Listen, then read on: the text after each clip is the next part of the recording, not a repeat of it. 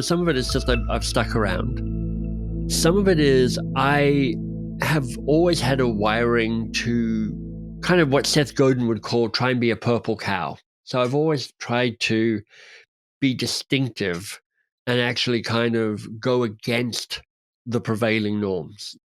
Everybody is wearing the business attire of the day because they're going, I am a reliable person. They all look like politicians. All the guys are wearing blue suits and white shirts and red ties. All the women are wearing blue jackets, white blouses, pearls, because pearls were the thing at the time, skirts of a certain length. I had long blonde hair. I had multiple piercings. I had a pink tie-dyed tie. I had purple trousers. I was like, I'm either going to come first or last. I'm not, there's no middle ground here. People are going to go, I like that you're different, or they're going to go, you are weird. So I'm making these choices around how to be distinctive. I am very good at finding simplicity on the other side of complexity, as a famous quote goes. The success of the Coaching Habit book is that it unweirds coaching. Like there were plenty of books on coaching before the Coaching Habit, but they all kind of kept coaching feeling a bit mysterious and a bit woo-woo and a bit kind of technical. It was both a black box and over technical at the same time. And I had a bee in my bonnet. I'm like, I'm going to try and make coaching feel normal to normal people. And I'm going to try and demystify it. And I'm going to try and make it feel doable.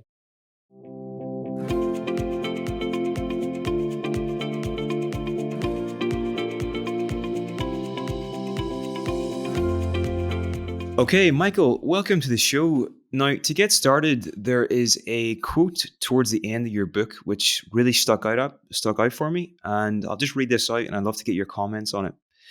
Winning does not tempt him. His growth is to be deeply defeated by ever greater things. Can you tell us about the significance of this quote in your life and work? Yeah, I'm so glad you picked that up because I love this quote. It comes from a poem by Rilke. The title and translation is called The Man Watching. And just to set the context, it tells the story of what it's like to wrestle with an angel.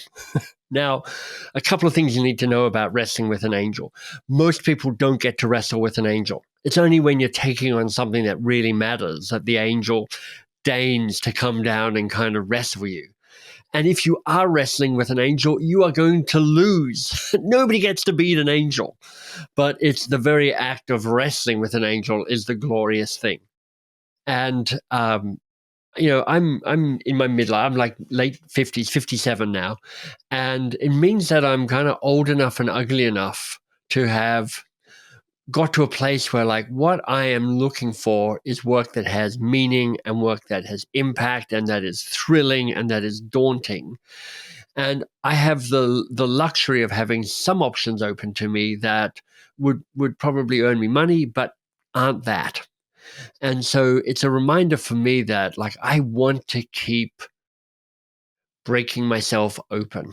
Another line in the How to Begin book is we unlock our greatness by working on the hard things. And I'm like, I want to be better than I am. I want to work on hard things. I want to keep finding the next thing that will take me to the edge of who I am and what I know and kind of ask me to do a bit more and to be a bit more. And so that's what it means for me, which is like, look, winning doesn't tempt him. His growth is to be deeply defeated by ever greater things. Amazing, amazing. And I assume this book itself was a greater thing that you would have been happy to have been defeated by. Why was this such an important project for you to spend years on? How did you arrive at this goal? Well, look, here's how I do it. And this doesn't work for everybody, but this is how it works for me. I actually have a kind of bigger picture. I'm never quite sure if it's a vision or a mission. Those words always seem a bit slippery, but it's like a bigger kind of North Star by which I navigate. And I've had it for 25 years, probably a bit longer now. And here's what I'm trying to do. My big lifetime goal is to infect 1 billion people with the possibility virus. Now, honestly, infecting people with a virus never sounded that good. It certainly doesn't sound that good after COVID. So, it's not something that I'm going to put on a T-shirt and hope that I can sell. But for me, it really works because it reminds me of what the fundamental shift I'm trying to make in the world is, which is to have people realize that they are at choice more often than they realize, and to take the braver choice when they see that choice. That's kind of, if I can contribute to that in a small way, that would be amazing. More people making braver choices. Yeah. The whole virus metaphor for me is a reminder that I don't need to be the hero. I don't need to be in the spotlight. I don't need to be the guru. I'm trying to create stuff that spreads and moves and gets passed around. So, the book I'm best known, for instance, is The Coaching Habit. And like, I know that it's like sold well over 1 million copies now, but it's also, there's lots of people who learn about the coaching habit without ever learning that it's from the questions are from the coaching habit, or I wrote the coaching habit. They just kind of learn this stuff. And I'm like, actually, I'm okay with that. And 1 billion people is just an impossible number. So it's like, it's my angel number. So that's my North Star, where I'm like, okay, so that's what I'm trying to achieve with this one precious life of mine. And when I come to the end of a kind of a project, a thing that I've been working on, I sit and I go, well, what's my best guess at what the next thing might be that I'm going to take on? What's my best guess? And I like framing it as my best guess because I never know whether it's going to work. Some things have legs, some things don't have legs. But my goal is, of all the things I could be doing, and I've got ideas, what's my best guess about the thing that would take me towards that?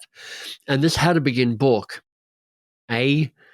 feels like that because it's an invitation for people to take on bigger goals, braver goals, to find their own angels to wrestle with. And it was also a way of just codifying for myself my own process for figuring out what might be a worthy goal for me. I've heard a lot of purpose and mission statements and stuff in my lifetime, but that might be the best. I'm not just saying that, but that is fantastic. To infect 1 billion, Probably most are distinctive. Like, I bet you nobody else has got a possibility virus in their mission statement. to infect 1 billion people with a possibility virus, like that's, yeah, I like that. And it reminds me of I'm not sure if you're familiar with this. Jim Collins has a framework. It's sort of like he views purpose and mission as sort of like the purpose is the North Star, the thing that's sort of guiding you through. And then he views missions as like the particular mountain that you're ascending at any moment in time. So once you've ascended a mountain, you come back down, and that's the point at which you sort of pick the next mountain to climb. And you mentioned there that you sort of have a best guess about um, what what you'd like to pursue next. But for somebody listening to this that's like, oh, that's fantastic, but like, I have no idea what my North Star is. How would you take somebody, or how would you help somebody kind of get a bit of clarity on figuring out what their North Star might be? Well, it's a good question. And uh, you know, I say mine with such alacrity and such polish, but I've been saying it for 25 years, and it took me probably 10 years of kind of mucking around trying to figure out what it was, going through people's processes and going, I don't like that structure, I don't like that formula, I don't like that way, and kind of stumbling on it. So one of the attributes of figuring this stuff out is you keep chipping away at it, you keep polishing it. It's like, as is with so many things, it's rarely a single burst of genius that has these things show up, but more a consistent process towards working through it. So here are some ideas about how people might get closer to this. And the first one comes from the How to Begin book, and it's to say that the attributes of a worthy goal are that it should be thrilling, important, and daunting. So thrilling means it lights you up. It actually gets you excited. It kind of makes you rub your hands and go, actually, that would be pretty cool to be working on that. And I'm aware as I teach this or I tell people about it, I often use that as that kind of that next level down, or even the level down below that, which is defining the project you want to work on, or the thing you want to work on for the next period of time. But I think it scales up to this kind of purpose statement as well. So a sense of thrillingness, which is like, actually, there is some juice here.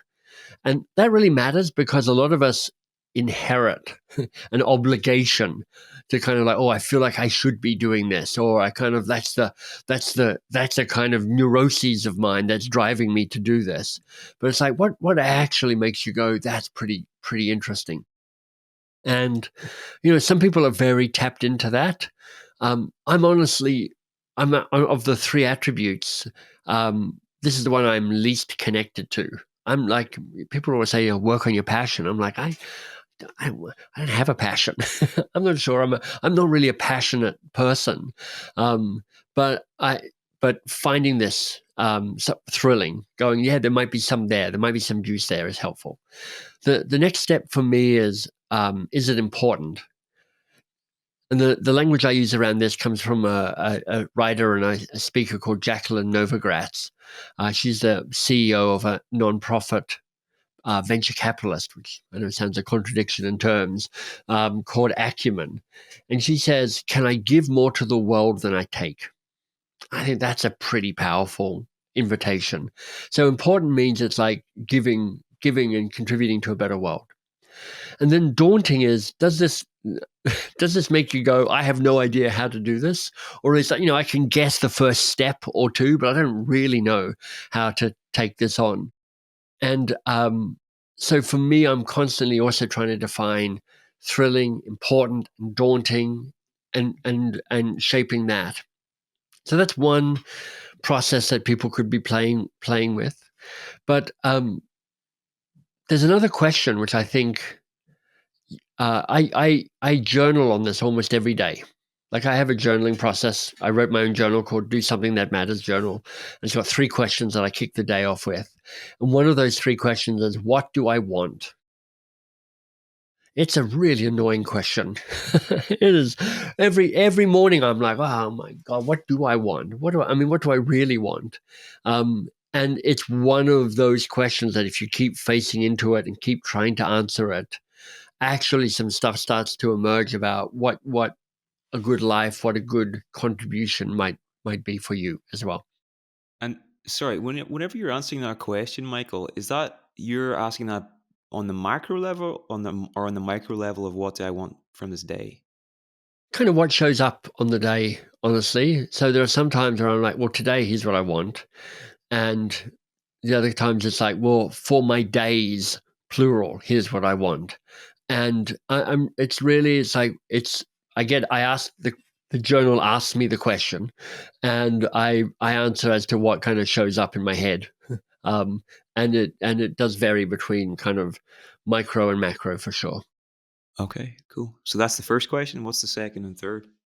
Oh, well, that's actually the second question of the 3. So there are, all right, so 4 questions that I try and answer on a daily basis. The first question is, what do I want?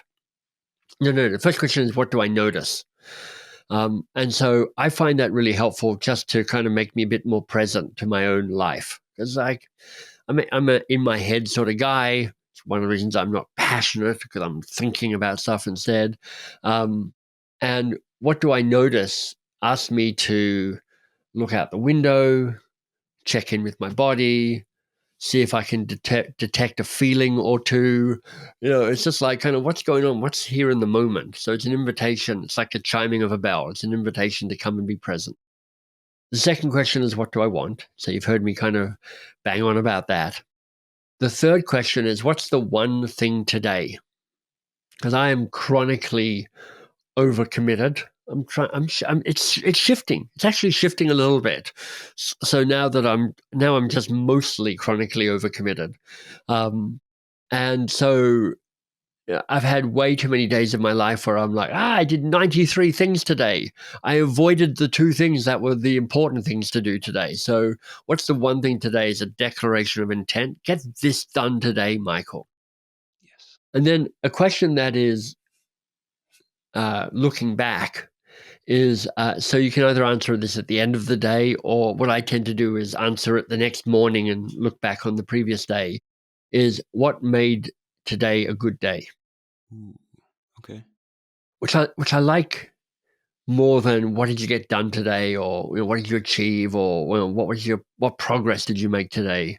Because sometimes what made it a good day is none of that. It's like, the weather or the lack of progress. So it's basically the gratitude question dressed up in a slightly different way, which is like what is good about your life? What do you want to name from yesterday that was good about your life? So those are my 4 daily journaling questions, and then I have other questions that kind of pop in Monday, Wednesday, Friday on a rotating basis to kind of provoke me to think differently as well. Fantastic. Of the 4, the one that jumps out at me is the noticing one, because I think this would have an effect on your attention for the rest of the day, because as you say, you're going to be more mindful. And I think Ellen Langer from Harvard, her definition of mindfulness is just noticing new things. Right. And I actually watched a really interesting documentary. And if you haven't seen it already, I think you'd love it. It's a PBS documentary about Mark Twain's life, and that's what they were saying was his superpower was he just was just a master at noticing things. Like he would just tune into tiny details and things happening in the environment that nobody else would pay attention to, and this is what made him an amazing writer. So something I was curious, just speaking about superpowers there. Um, is there anything, Michael, that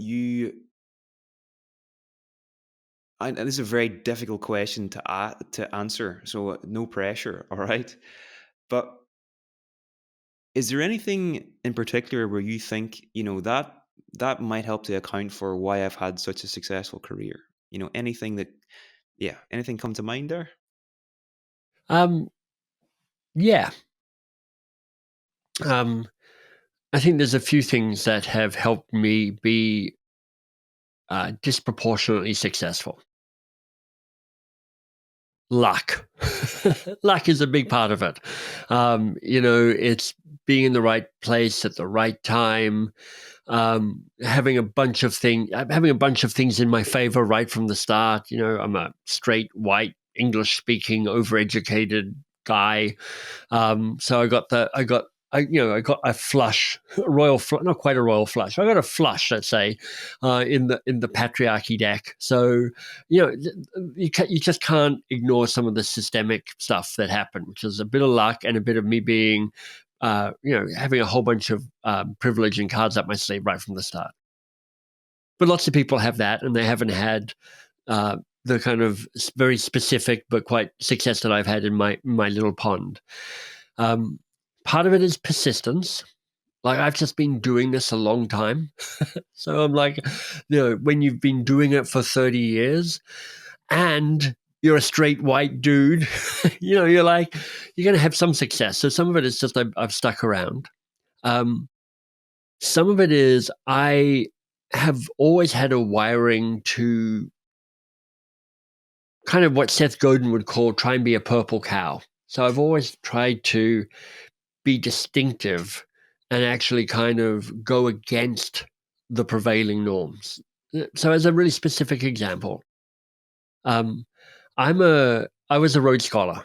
Or technically, I am a Rhodes Scholar. They think it lasts forever, but I won a thing called a Rhodes Scholarship. Now, some people will know what this is. It's a fairly prestigious scholarship that gets you to Oxford.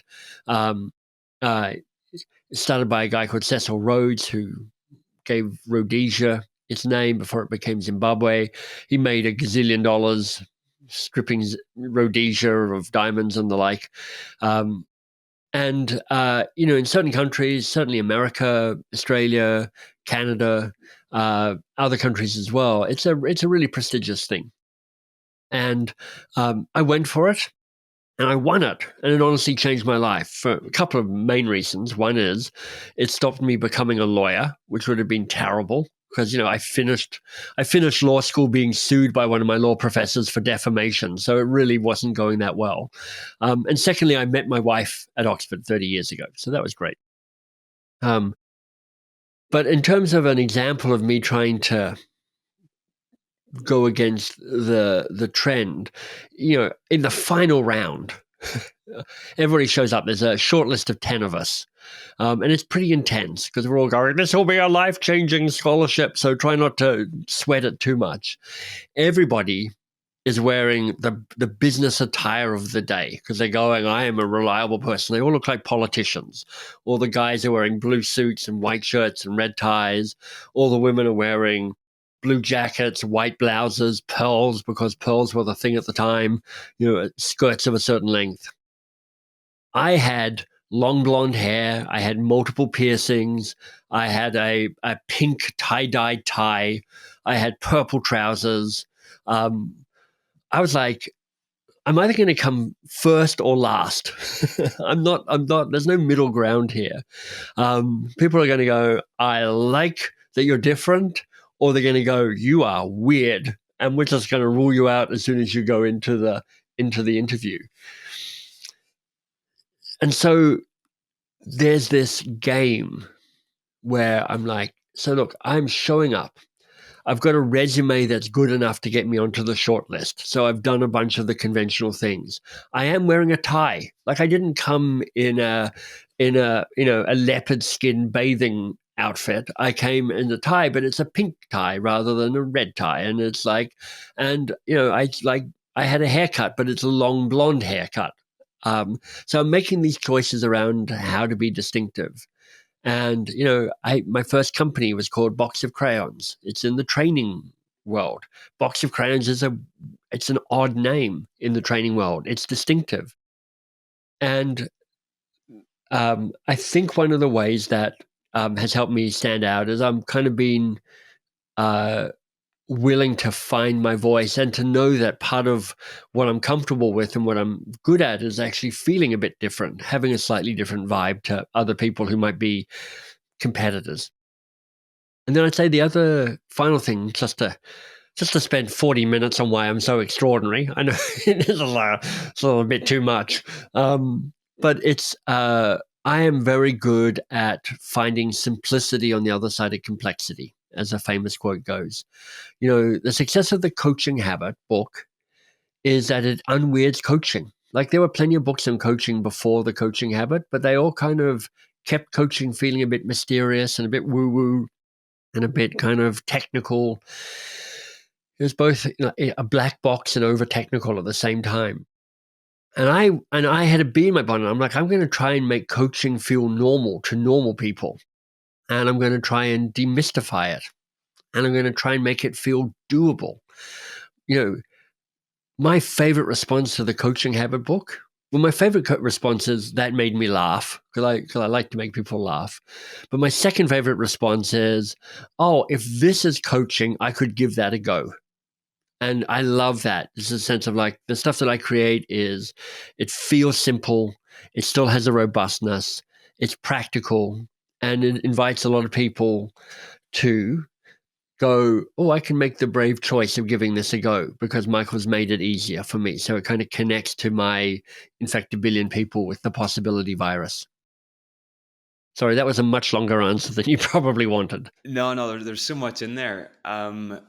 So something that I'd like to underline was the part about being distinctive and standing out. And there'll be a lot of coaches listening to this, and not all the time, but I find people in the helping professions can sometimes find it difficult to maybe self promote, to say build a personal brand or whatever. And you've done this in a way that does not come across in any way salesy or sleazy, or it's just seems very authentic and natural. Have you any thoughts for how best to go about that? Like if someone said, I should really struggle with that, Michael, like any any words of wisdom there? Yeah, well, I don't know. I mean, the first thing we should say, Neil, is everybody listens to me blathering on. You're like, take everything I'm saying with a grain of salt. Take what's useful, ignore what's not useful. This isn't the truth. It's just some stuff that I've thought of or experienced. So you just want to, as with everybody, you want to not treat every expert as actually knowing what they're talking about, but you want to listen for the stuff that feels helpful. So creating a personal brand.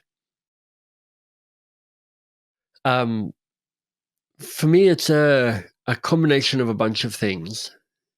It is the ongoing personal work that actually lots of coaches do, like a sense of what are your values, um, a sense of how do you make these not just a statement of the bleedingly obvious, but something that's actually distinctive and interesting and potentially true. So there's a way that what marketing does is it's not just speaking the truth, it's speaking the truth and how it's different from other people. So there's a willingness to say, look, part of what a brand is around, here's the distinct way I do something here. But a definition of a brand, Neil, is a brand is a promise kept. So what a brand needs to do is it needs to know what promise it's making, and it needs to consistently keep that promise, which means you need to know what problem you solve. You need to know who you serve. So a lot of people start on their personal brand and they're like, so what's my website look like? And what's my company called and all of that? And that's part of it. But it's a pretty superficial part of it, actually. In the end, it's if all you're thinking about is your what your website looks like, there's a fair chance you're just putting lipstick on a pig here. Not that I have anything against lipstick or pigs, but that metaphor seems to work. Um, so I think it's this ongoing question around, well, who do I serve, and how do I keep showing up? And it's like, and you keep plumbing your own experience and your own story to go, what is actually true about who I am and how I show up? And one of my earlier books, Do More Great Work, I talk about go back and look back on your life and identify the peak moments in your life, those moments where you felt the most best version of you, and tell that story and then say, what does this story tell me about what matters to me? So when I tell that story, one of my stories is, well, two very quick stories. One is from when I was 18. I was having a year off between high school in Australia and university in Australia. I went to the UK.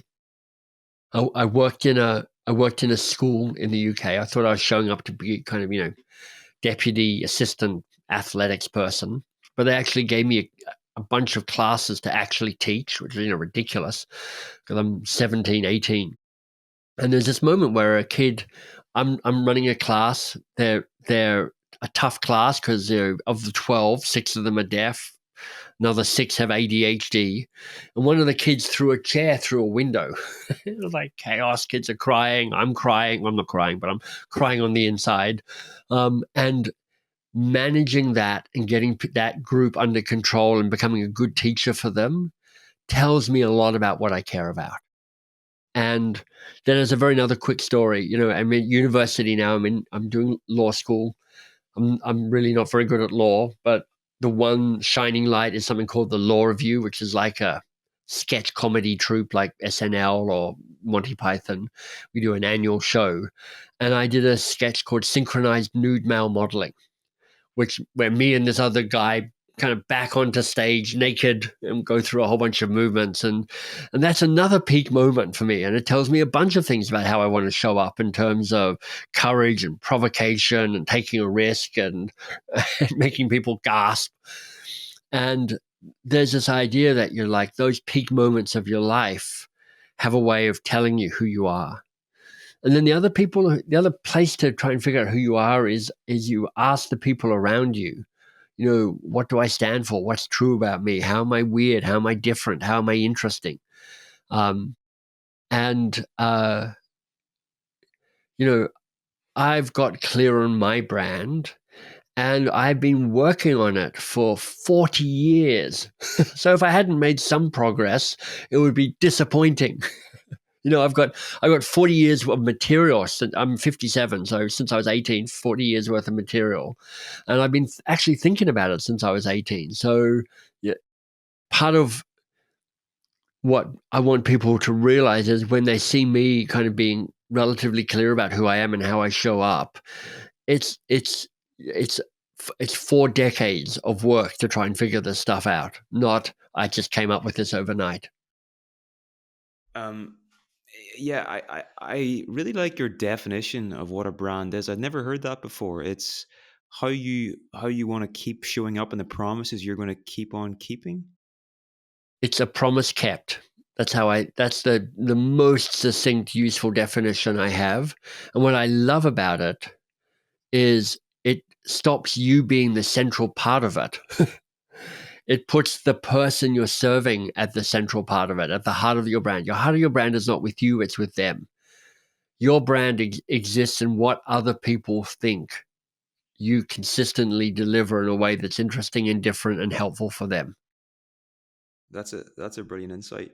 You know, something I've noticed in a lot of the people that I've interviewed that are just really clear thinkers is that they place a lot of importance on definitions of words, and they think carefully about what words mean to them. And this seems to be some kind of superpower that a lot of these people share. Have you any comments on that, or has that been your observations as well?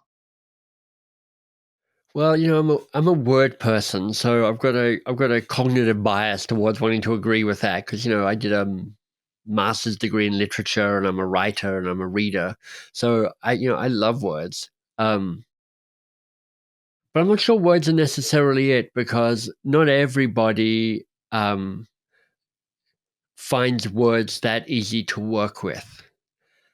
So I might just broaden it slightly, Neil, to say I think often the people who are achievers probably have clarity on a number of frameworks through which they see the world and what that means, and they have some nuance around that. So, there are some people, like for instance, people who are dyslexic probably don't have a whole bunch of stuff around the nuance of words because that's just not the way their brain is wired. They don't wire it through a verbal experience. They often experience, as I understand it, experience it through a more visual experience. And that's why people who are dyslexic, there's actually a disproportionate number of them represented as CEOs in organizations because strategy is really in many ways a visual experience. It's like your ability to see the big picture and to understand the landscape and find the best path from where you are now to where you want to be. All of that is a visual talent. And people who have that dyslexia tend to have a corresponding strength and a visual understanding of the world. So I'm not sure it's about words exactly, but it is about a clarity on kind of frameworks that help them see the world and uh, give them nuanced information on how to act. Yeah, yeah. Well, in addition to what you've just shared about, having clarity on who you want to serve and the promise of your brand, how you want to keep showing up in the world. Let's imagine a hypothetical scenario where Michael Bungay Stanier is unknown. I hope I'm pronouncing your name right there. Apologies if I got that wrong. It's better than some. Like my company is literally incorporated as the Banging Spaniel Corporation. Because I once got a letter to Michael Banging Spaniel, and so anything is better than, or nothing is as good as Banging Spaniel, but everything is better than Banging Spaniel at the same time. So yeah, Michael Bungay Stanier is how I say it. Okay, okay. Well, let's imagine that you're starting from scratch, just hypothetically, right? Nobody knows who you are. And your intention is you want to start a successful coaching career, right? In addition to doing what you've already shared, is there anything else that you think, right, in the next 5 years, I've really got to do that, or I really should do this, knowing what you now know? If I was starting from scratch now, what I would do is I would work really hard to learn marketing and sales. Hmm. And I think that's an evolving experience because, platforms change, the way selling happens changes all the time. But the difference between a coach that has a good, solid, regular book of business and a coach who doesn't is most often about their ability and their confidence and their willingness to market and sell themselves. So I would I would work to get over my anxieties about money so I can charge a price that reflects the value that I think I could bring. And I would hold myself to account around getting really good at marketing. And I would trust that my coaching skills are good enough. What I see a lot of coaches doing is keep doubling down on the coaching stuff. I'm going to get this certification. I'm going to practice this. I'm going to move towards my mastery of coaching. And that's wonderful as your practitioner skill grows. But your business model is a greater indicator of your financial success than your coaching skills.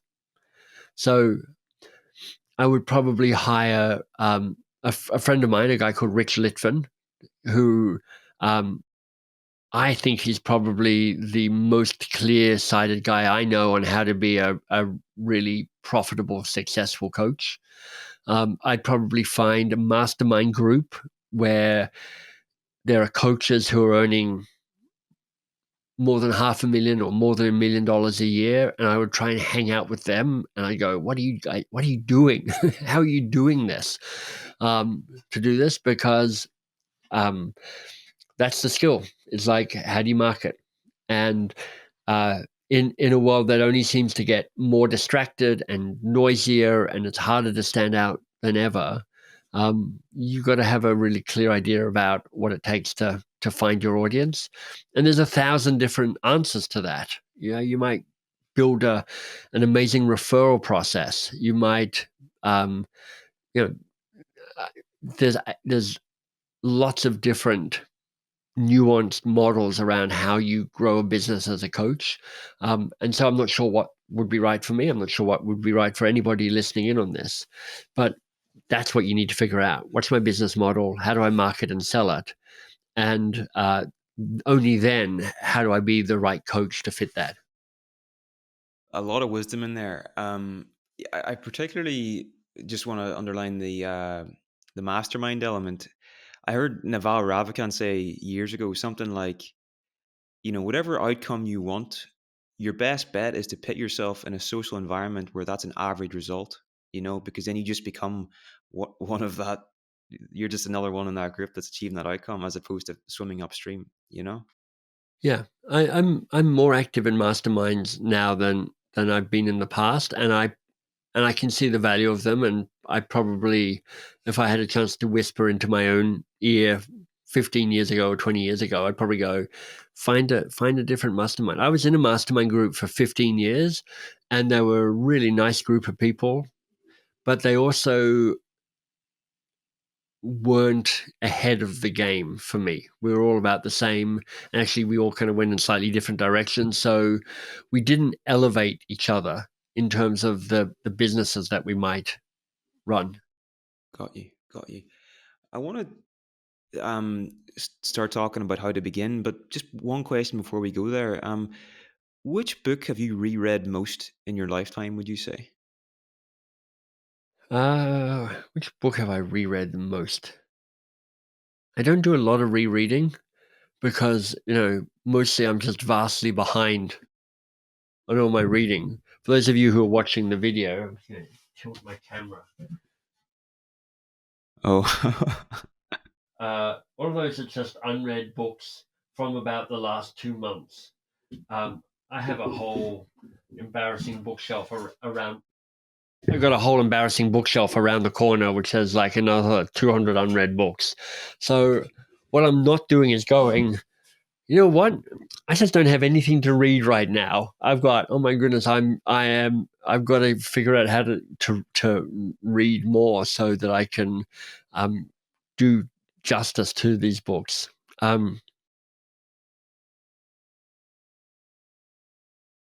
There's uh, possibly the answer might be a book by a guy called Bill Bryson. Um, he's a American writer, travel writer originally, but he's just one of them. He doesn't even he's retired from writing now, sadly, but he's written a series of wonderful travel books. But the book that I really love of his is called A Short History of Nearly Everything, and it's he's kind of writing about science. His starting premise is, for most of us, high school made science misery. Physics, oh my God, I don't understand it. It's horrible. All I have is singed eyebrows from Bunsen burner incidents. Chemistry, I don't fully understand that either. And he's like, no, science is amazing. And partly what science does is it explains our world, and it makes us realize our world is amazing. And the fact that we're alive is amazing. So it's a book that is about understanding and also triggering awe in that kind of classic sense of, oh my goodness, everything is actually bigger and better and more amazing than me. And I wish I could make people laugh as much as he makes people laugh. And I wish I had a way with metaphors the way that he has a way with metaphors. Brilliant, brilliant. All right. So, and how to begin?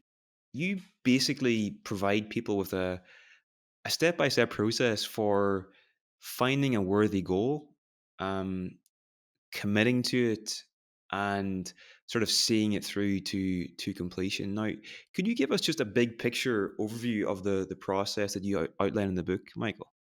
Sure. Broadly speaking, step number one is to try and figure out what your worthy goal is. And so you've had a hint of this already when I was talking about thrilling, important, and daunting. So you're trying to find a goal for you that is optimally thrilling, important, and daunting. So thrilling lights you up, important gives more to the world than it takes, daunting stretches you and grows you and pushes you. And the first step is to kind of wrestle with that and trying to figure that out. Because, I mean, some people can name that right off the top. They're like, I know exactly what that is. But for many people, it's a bit elusive. And, in the book, there's a lot of kind of guidance around here's how you draft and redraft and redraft. Because anything that you see that feels good and tight and clean and clear is the result of drafting and editing. There's all of my books, like people give me nice feedback about all of my books around they're short and they're clear and they get to the end. I'm like, I have written at least 10 versions of each one of those books, and each one of them has had an editor stabbing a red pen through my heart on a repeated basis. So the first step is around this kind of process of drafting your worthy goal. The second step is actually to sit and actually figure out if you're really committed to this worthy goal. Of all the kind of goal setting books, I think it's the second step that is most distinctive, because it says, look, you're now at a crossroads. You either do this or you don't do it. They're both good options, depending on you, depending on the goal. So do you do it? Do you not do it? And it's a process of asking you to weigh up the prizes and punishments of each choice. And it kind of draws on the work of Bob Keegan and Lisa Leahy and Immunity to Change to do a kind of deeper dive into what does it really mean for you to say no to this? What does it really mean for you to say yes to this? What are the consequences of both of those choices? So there's this kind of moment for going, okay, I've come up with this, but am I up for it really?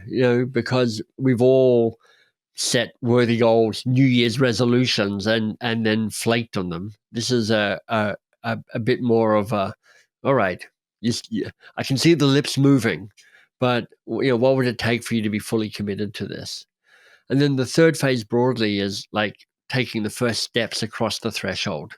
How do you find the right people to do this with? Because it's really tough to do a worthy goal by yourself. You don't need to build a team, but you do need to have a support system around you. It's a way of, and identifying what that support system might be. It's also a way of identifying how you look after yourself, how you get back to the best version of yourself when things get hard, because they will get hard, because it's a worthy goal. It's like literally daunting. It's literally built into the definition that this is scary and overwhelming and you don't know how to do it. So, of course, there's going to be moments when you're in thrilling, important, and daunting where you're in the flow state and it's all going well and you're like, I love this. And there's other times where you're like, I just want to lie down and get into the fetal position and have a nap. And this is about so how do you get back to yourself and the best version of yourself when you're doing that work? So find the goal, check that you're really committed to it, that you're really up for this, and then find the right people to travel with. In the commitment phase, you talk about acknowledging false starts, and this is a really important part of the process. Can you maybe just tell us about this and why this is so important? Well, let me ask you. I mean, you pulled that out of the book, and I like that. What is it? What do you think the answer is here? Why is this kind of acknowledging the stumbles and the struggles and the false starts that you might have had before a useful part of this process? Well, I think the best predictor of what's going to trip you up in the future is what's tripped you up in the past. So I like that. if you're like, okay, in the past here was my approach and it didn't work, what about that might have caused that? And is there anything I could put in place going forward to mitigate that or to prevent it? You know? I mean, there's that great quote. Madness is doing the same things and expecting a different result. So part of this is going, how did I screw this up before? What did get in my way? Where did I meet resistance? Where did I flake out? Where did I give up? And is there anything useful in that data that might adjust the way I approach it this next time round? Something that you sort of mention offhand in that chapter as well is a quote from The Art of Possibility, which I just thought this is fantastic. Like this is a real game changer if you're able to use it regularly. Just do you want to share it? You'll have to remind me what it is.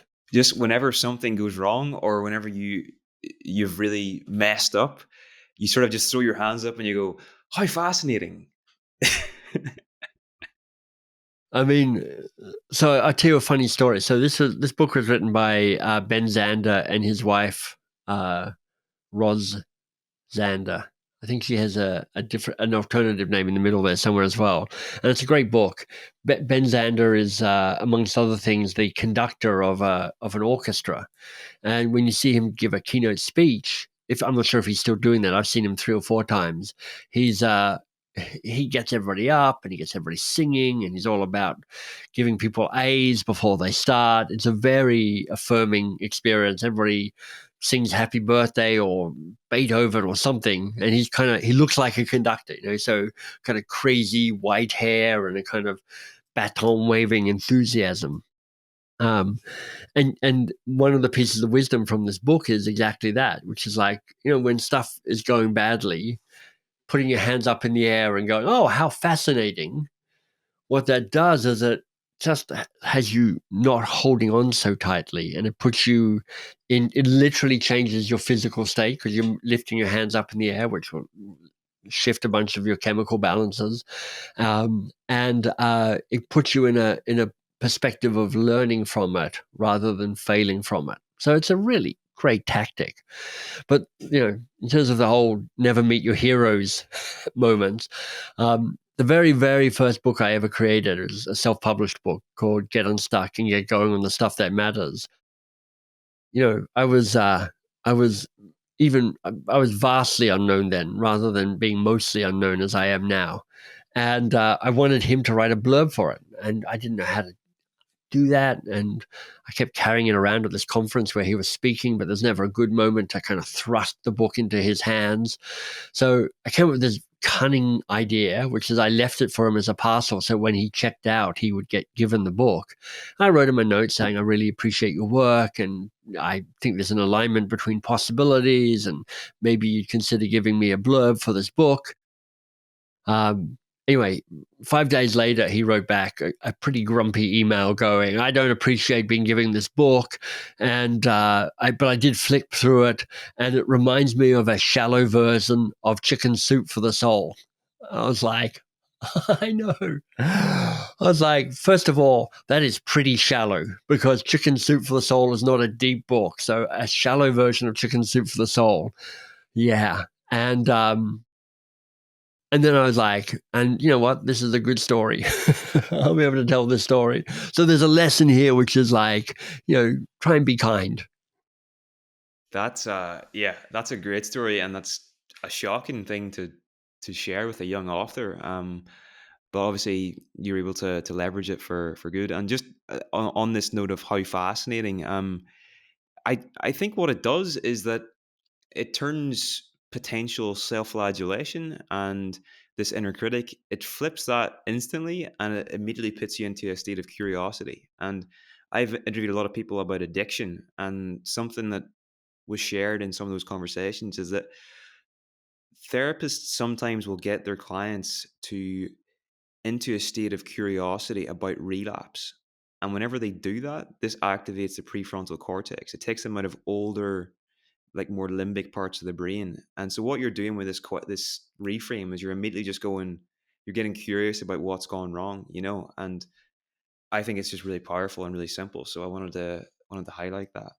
Thank you. And I can take no credit for it other than bringing this work forward because, even with Ben Zander's grumpy note to me, the book is terrific. It's full of good wisdom. Um, maybe as an adjacent aside to this, I have a sign off on all my emails, which is "You're awesome and you're doing great." And I get such nice emails on a regular basis from people going, "Oh, thanks for the encouragement," and it's a little bit like a verbal version of throwing your hands up in the air. How fascinating! Just like you're awesome, you're doing great. When it's going well, you're awesome and you're doing great. When it's going badly, you're awesome and you're doing great. It's kind of an affirmation around your enduring worth, no matter what's happening with the external circumstances, which can, ebb and flow. For sure. I think email signatures are actually a really underrated way to sort of just impact people on a small scale every day. Like for me, I had a really good conversation with Martha Beck for a podcast interview, and one of the things she shared was a quote from Melody Beattie, and this is now on my email signature. It was just like, at no hour, at no day, at no moment are you ever required to do anything more than you can do in peace. And for some reason, that just really hit me. I was like, I really like that. Um, but that's my part of my email signature now. But anyway, I digress. And as much for our own sake as for the people who read our emails. I mean, it's helpful for me to see every day when I send out, a certain number of emails, myself saying you're awesome and you're doing great. I'm like, I've got a pretty steady beat of things reminding me. And normally hanging up on my door there, I've actually got a kind of like a curtain, a little banner, like in a Japanese sushi place, and it actually has "You're awesome and you're doing great." So every day I walk into this small little office of mine, I'm like, "Oh, I am awesome and I'm doing great." So when I show up with a confident sense of self and a sense of who I am and all of that, I've got structures all around me that help me be the best version of who I am. I love that. I love that. It's sort of the external environment can really reinforce the internal quality state of mind that you want to embody. When I first listened to your audiobook a couple of years ago, the thing that really stuck out for me, and I don't know if this was a big thing for you, but the building a band element and the archetypal roles. I thought that was so interesting and potentially very useful, because we've all got things that we're strong at, but we've all got things, archetypal sort of tendencies that we're very deficient in. So if you can build around you an ecosystem that counteracts those tendencies, it's like a superpower. So could you maybe just tell us about? I'm not sure if you'll remember them all. I could list them if you want, and then you could expand. I think I can remember them. Fine tune me if I get it slightly wrong. Um, yeah. So starting point is like if you're taking on a worthy goal, thrilling, important, and daunting, it's a pretty fair bet that you just can't do this by yourself. Even if you're somebody like me who's like, I want to do it all by myself, you're like, if you are doing it all by yourself, you're probably underplaying the worthy goal. So find the people that need to be part of that. And rather than individuals and even rather than roles, I think it can be helpful to think in kind of what are the energies that you need for this. So this I got introduced to this work in the context of First Nations people here in North America. When they have ceremony, they tend to, as they say, call in the directions. And when they call in the directions, they will say something like, I turn to the east, the color is yellow, it's the rising sun. This is the energy of the warrior. This is the energy of drawing the line, holding the line, being firm, being willing to fight. So the warrior is that kind of first spirit. Then they turn to the south, different color. Color is black, I think. I won't try and recreate this ceremony because it's not my ceremony to recreate. But the second energy is that of the healer, or sometimes the lover. So it's about safety, it's about sanctuary, it's about rest, it's about recuperation, it's about appreciation, it's about nourishment. The third energy is about the teacher, sometimes the magician. This is about knowledge. This is about learning. This is about the mind. This is about discovery. And then the fourth energy is that of the ruler or the visionary, which is about ambition and about big picture and about strategy and about ruthlessness and about choices. And there's one other energy which we'll get to in just a second, but those four kind of fit the compass points, and you can see how they all contribute in different ways. There's a place for the warrior and the healer and the teacher and the visionary. And as you look at yourself, it's a fair bet that you've got those four energies, and you've probably got a mix of them. And you'll probably have one or two where you're like, I'm pretty good at those. And you'll probably have one or two where you're like, sometimes different contexts, I'm a bit deficient in those ones. And it can be a useful thing to say, what's the energy I need to bring in with me in this moment for this project to actually kind of get this done, to kind of make this happen, to kind of grind this out. Um, I'm next year, 2026 is the 10-year anniversary of the Coaching Habit book, and in my kind of visionary ruler head place, I'm like, what needs to be true for 2026 to be the year of the coaching habit? How could I create a whole year-long experience that was amazing and cool for people? And the first thing I'm aware of is, if I'm trying to do this by myself, I'm doomed to doing a half-baked job. So I need some warrior spirit to kind of actually help deliver on this and kind of make this happen. There's a fifth energy that floats around, the trickster energy, which is a kind of disruptive, elusive, provocative, annoying, useful energy that kind of just stir things up and knock you off balance. And that can be really helpful as well, whilst also typically being an irritant at the same time. Yeah, that sounds like my little brother, actually, the trickster.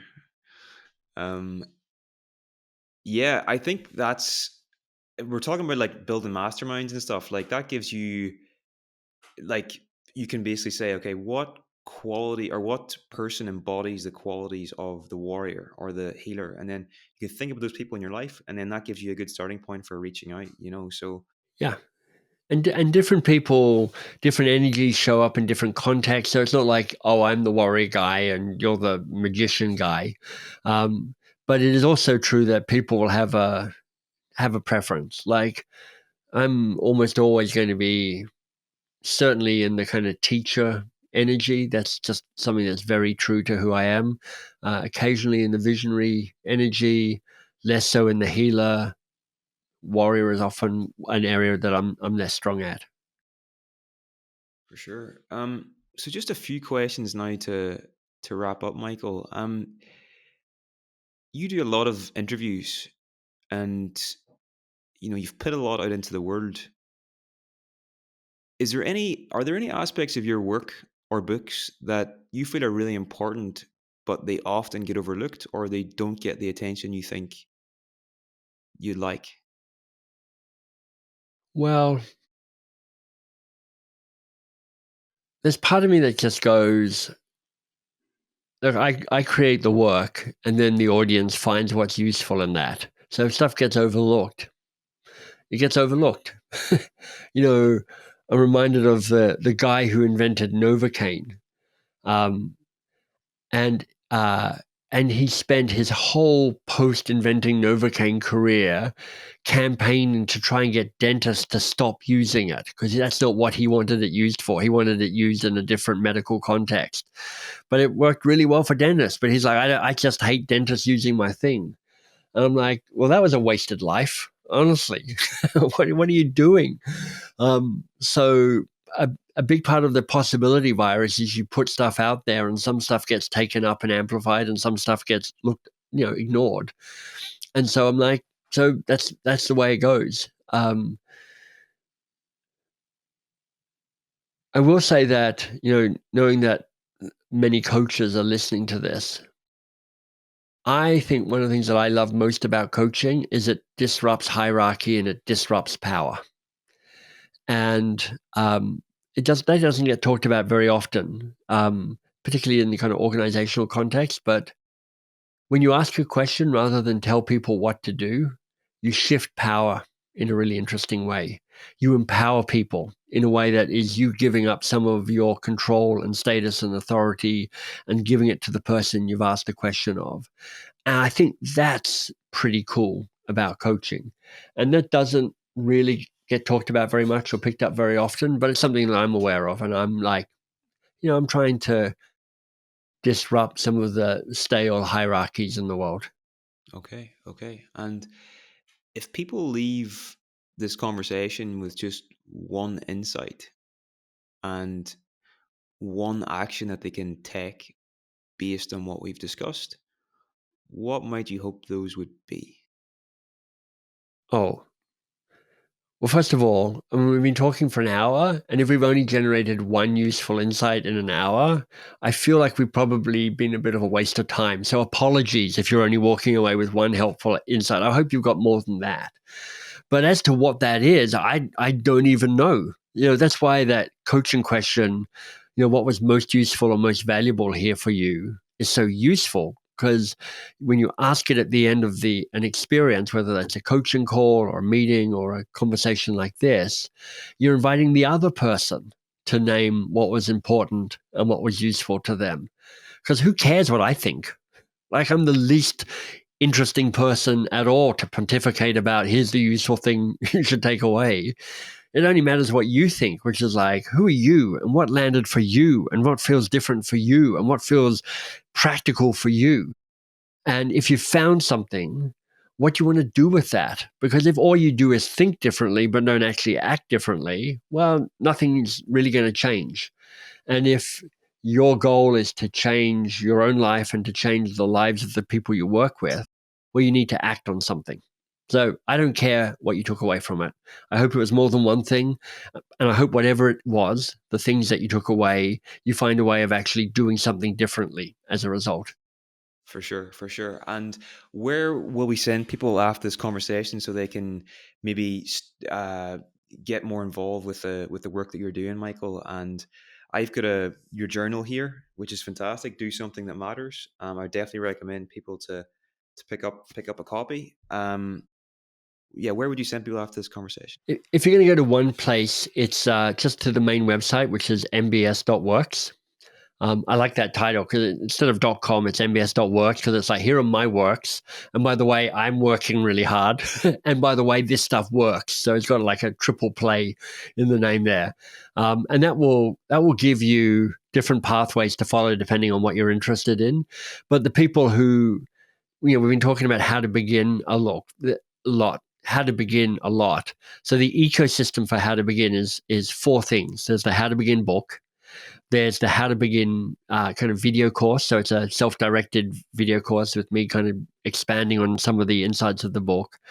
There's The Conspiracy, which is our membership site where people show up and they work on their worthy goals with a community of other people who are working on their worthy goals. So there's like 300 or more people there doing great stuff. And then there's the journal, which is the most recent thing, Do Something That Matters journal, which is about how do you check in on a daily basis to make progress and deepen self-awareness.